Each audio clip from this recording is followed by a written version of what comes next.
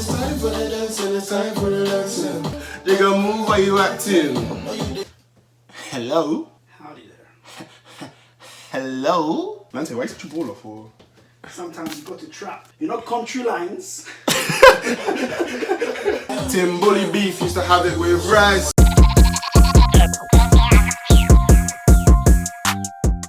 Boom!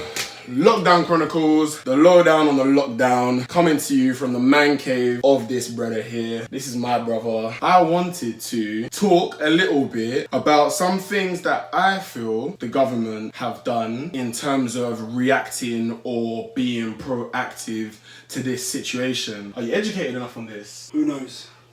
This is the thing, who knows? This guy will just stay in here for a whole 24 hours working. No light comes in here. He's basically just like some caged animal. Like Tiger King, innit? Yeah. That documentary is mad. It's like 10 stories in one. Too crazy. This is how I feel like the situation has been going down so far. One thing, I don't think that the government have been enforcing strict enough rules on social distancing. So for instance, strongly recommending that the pubs, the cafes and shops close quickly enough, and also making it law that that happens. Like, this is the thing. So when we were coming here, we were driving through London and every shop was still open. Big establishments. KFC was open. Smaller cafes were open. Subway was still open. Like, if you don't make it law, then people are not going to listen, right? His recommendations, and that's what they were, recommendations, were too ambiguous. Exactly. It was almost like, oh, like, please, can you shut, like, if you want to? Yes. I strongly advise that you shut, only if you want to. Only if you want to. Like, when he eventually said, you know, from tonight, they'll shut down, blah, blah, blah, he said, even still, there's still a little That's bit of... what I'm saying. There's still a little bit of, like,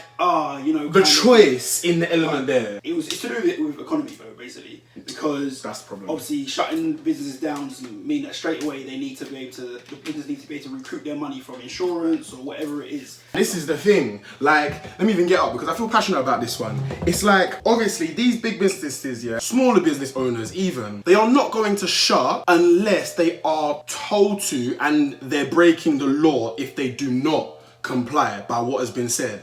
So if you're not going to enforce it strong enough, yeah, then you're going to get people still going out. You're going to get people doing these things, right? If the government are to actually make it law, then companies can claim on insurance. And once companies are then able to claim on insurance, I feel like they'd be a lot happier to shut down. If we don't take it, if it hasn't been taken seriously enough, quick enough, then the spreading of this virus is going to escalate so much quicker. You get a whole load of people, yeah. For instance, New Zealand, yeah, is a country that is taking things very seriously, and yet there have been, do you know how many cases there have been there? I'm not sure, I don't know. It's very minimal cases, I believe, yeah, but yet they're allowing, for instance, all British people who are in, please don't quote me on this 100%, but I know from a personal situation that British people are being allowed like a straight one-way ticket home back to their country, right? But then at the same time, they're closing their borders for anyone coming in because they're not trying to have this thing spread in their nation. And that's one thing that I think Great Britain even didn't do quick enough. Like, it wasn't a quick enough enforcement on lockdown. What about, for instance, this whole like herd immunity approach at first? Lante, like, do you think that trying to bank on herd immunity was the right thing to do as a first option? Obviously, I'm sure the government have got a very hard decisions to make. 100%. Shout out the government one time. That's it, because it affects the whole country, right? So obviously, other countries have gone with other approaches. So I think, someone's at the door. Who's that? I don't even know who's at the door. No one should be knocking unless it's... We're improvising now. The Wi-Fi man. No, it was DPD delivering your bed.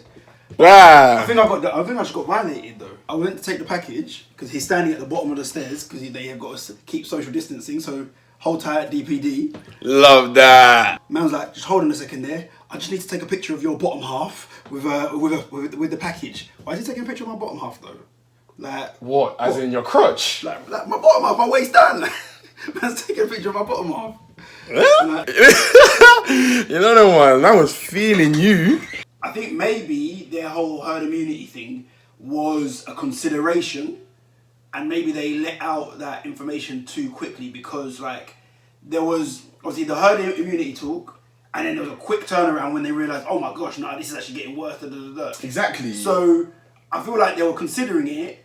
They shouldn't have said it and then flipped it, because all I was thinking is that, with this herd immunity thing, it's risky. Obviously, yeah, no one else has done it, and risky. Sometimes you've got to take risks in order to be the first people to discover something that's actually going to work better. No vaccine, no, for it. There was no vaccine for it. I just feel like it would have been reckless. It would have been very, very reckless. What you said, talking too much before you have the plan and the strategy to move forward with it.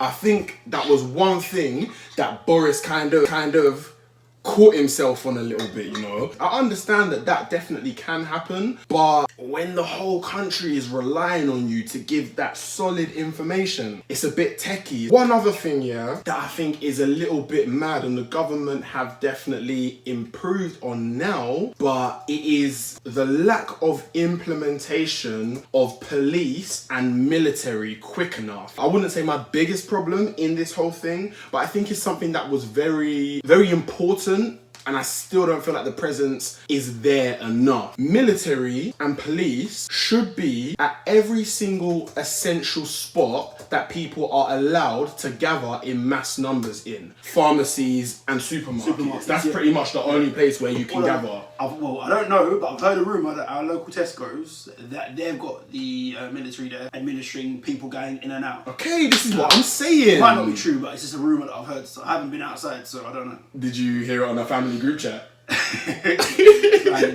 You know there was from a Bridget's girlfriend. From my friends. I've been seeing so many videos. Everyone is rushing to the shops to try and stock up, meaning that there's herds of people in Tesco's and outside.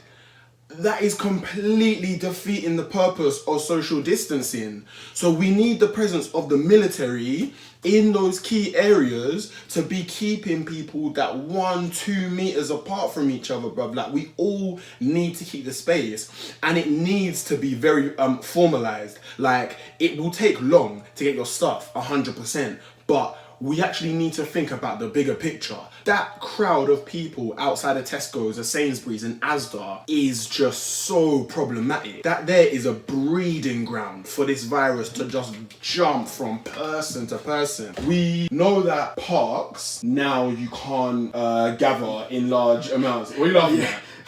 Yeah, I'm seeing videos on I'm Just Bait. Police having to disperse people. Like, you're not on holiday, can you stop sunbathing? You're not allowed to be in the... Like, people are out here sunbathing on the green. Bro, people are having barbecues. Like, just because the sun has come out. Like, it's not even hot. Yeah. Like, if coronavirus wasn't a thing, you wouldn't be sunbathing right now. You wouldn't be having a barbecue right now. Yeah. And people are mad. Like, people are actually crazy. The main thing that I'm seeing that is a big problem is that businesses like having to close down, like, or keep on operating. They said obviously we'd urge you not to go into work or not to work if you don't if you can help it. Yeah. Now there's a lot of like bosses who are gonna be like, oh, we can't help it. Like, we need to carry on. Exactly. Otherwise we're gonna go out of business or whatever it is. Yeah. So obviously what we're seeing on the London Underground. We're seeing pictures for the last 3 days. It's packed, and there's a reduced train service, so everyone's trying to jump on that train. So now there's even more people on the train than there's ever been before. Yeah, it's looking like them pictures that we see out of China or whatever. Yeah, and then at that, I suppose what you're saying with the military is that the military should really be outside train stations. If that's the case, if people have to go to work still, then rather than just letting people just pile through, the military need to be letting like 10 people go at a time. That's you know what I mean? Like, here you go, mate, here you go, mate, alright, stop. Yeah. Like, if you're late for work, you're late for work. Your boss can't say nothing to you. Exactly. We're in a pandemic right now. Exactly. You know what I'm saying? It's the bigger picture. This is what I'm saying. Like, it is actually the bigger picture.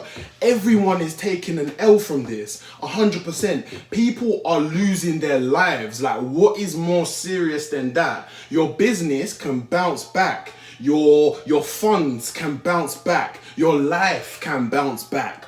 But there are people who are losing their lives, and there are others who are losing their loved ones. So everyone actually needs to take it more seriously, where you really restrict the amount of travel that you do, unless you're being really smart about it, where you're kind of like in a car and then you go to a secluded place where, you know, it's just maybe a family. Because hey, like we all do need to get out, innit? They've given us what, a one a day allowance of going out and exercising, coming like 5 a day fruit. Like, it's crazy. We're actually being put on an allowance of how much we can go out now. I think that's definitely what is needed to happen. Otherwise, this thing is just gonna go crazy. Like, it's actually gonna go mad. So those are just some things that I've been feeling a type of way about with how things have been going. But you know what? I want to say a couple of things that I do really respect the government have done at this moment in time.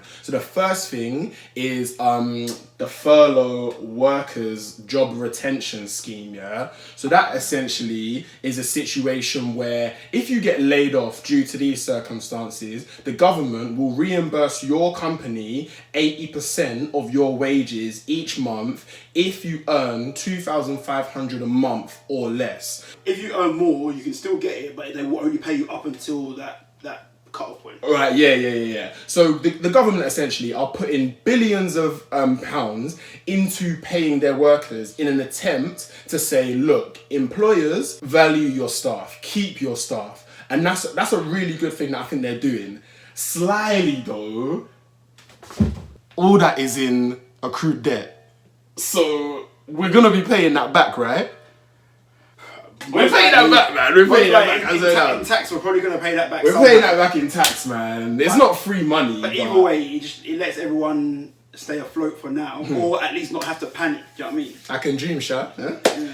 That's a good scheme, innit? Everyone's broke right now. You're. you know, just throw a little cut. Yeah. Hello. The wad. Hello. You know when the wad is heavy. Hello. You know when the wad is heavy and can't fit in the pockets. Feel me? Stacked up. Don't annoy me, man. We're stacked up. Don't annoy me, man. Mentally, physically, monetary, stacked. And toilet paper. The real pain of it is that you don't know that this is nothing. It's fake. It's all fake, man. It's all fake. We went there.